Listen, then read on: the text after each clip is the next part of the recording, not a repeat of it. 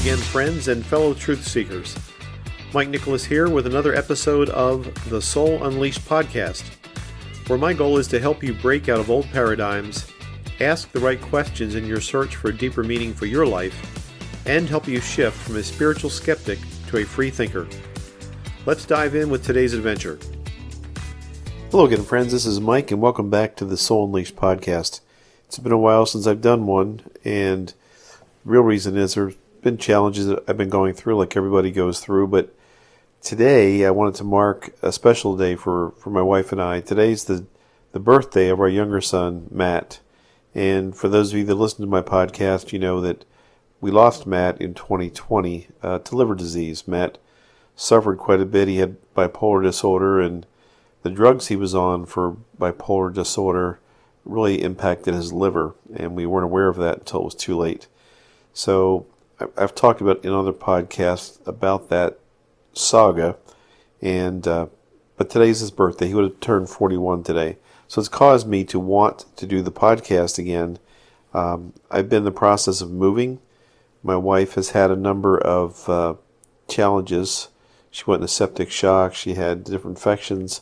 She was in the ICU in the hospital. She had a stroke a little over 2 years ago, and since that time she's been confined to a couple different hospitals, and she's now in a skilled nursing facility. She was back in the hospital, the ICU, and all that jazz as part of the recent challenges that she went through.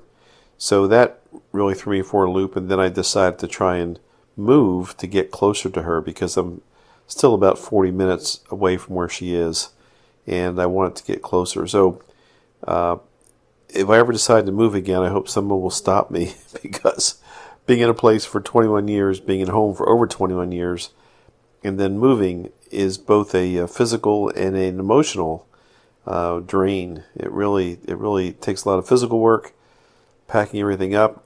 You know, when you do it as a couple, when you do it with your wife, and we've moved many times, right?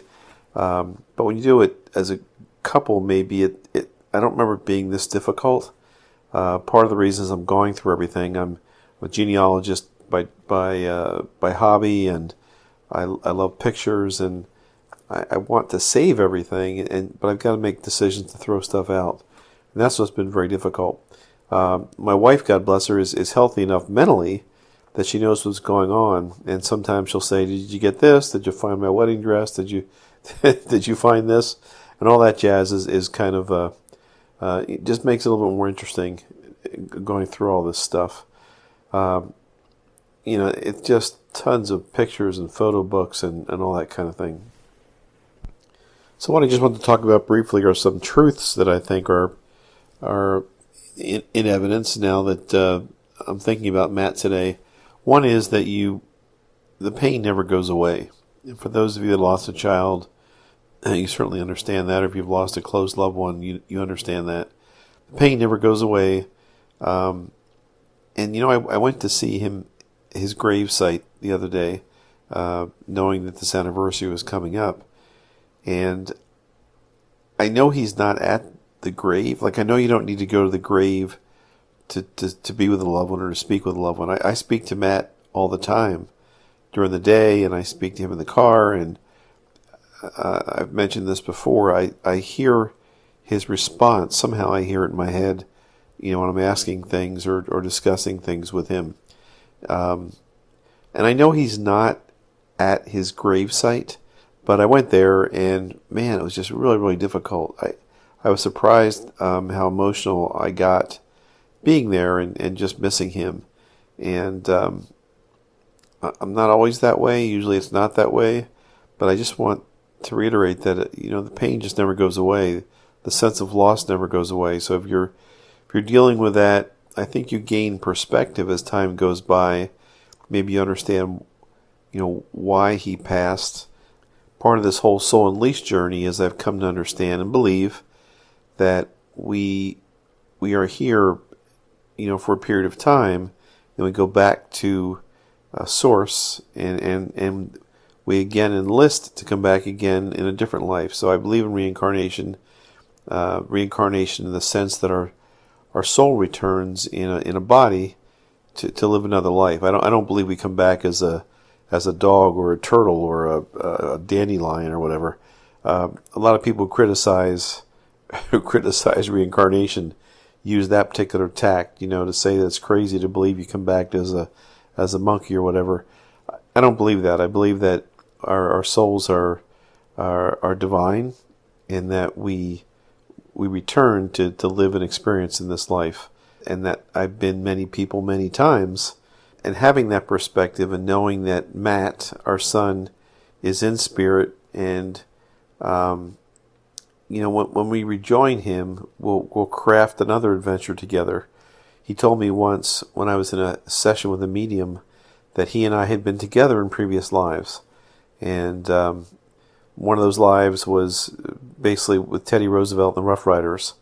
Although the medium that was explaining that to me, she didn't know what the Rough Riders were, or she was describing Teddy Roosevelt to me and didn't realize what she was doing. But Matt was conveying that we were together for the Rough Riders. We were together during the American Revolutionary War, and that we had been together in multiple lives way back before then. One funny thing that he mentioned, and I've discussed this too, is that he told me that I had been some type of Spanish dancer in a red dress, and that's what she was seeing, the medium, and that Matt was hot for me. So, there's no sex involved in coming back with spirit. There's no sex involved in how many times you return to this earth. But the cool thing is that we have all been many things, and so it really helps you deal with things like disliking or hating someone because of the color of their skin. If you believe in this kind of concept that you've been here many, many, many, many times, you've been here with that color skin, or you've been here with that color hair, or you've been here as that other gender. So I think it really gives you an interesting perspective. All these thoughts came back to me today as I was missing Matt, and I think it helps to appreciate that from a perspective that this is all part of the plan. Our son came here for a specific period of time. He left when he was supposed to. It still hurts, just like it still hurts for you if you've lost someone. But trying to understand that there was a reason behind that, and a plan behind that, I think can help ease that pain. So that's kind of just the message for today. I want to get back to doing podcasts again. The challenge is, of course, that I don't have a home at the moment. I mean, we still have the house, but there's contractors all in it. It's all cleared out, and so I'm living in a hotel temporarily until we sell this place. So that's I don't have my normal podcasting equipment or any of that stuff. Hopefully this will still work. I'm using a shorty mic and a cell phone. But thank you again for listening. Thank you again for coming back to listen. I know there's people over the world that listen to this podcast, and so I hope that the message about losing a loved one and gaining perspective on that loss is of some benefit to you. And thank you again for listening. Bye-bye.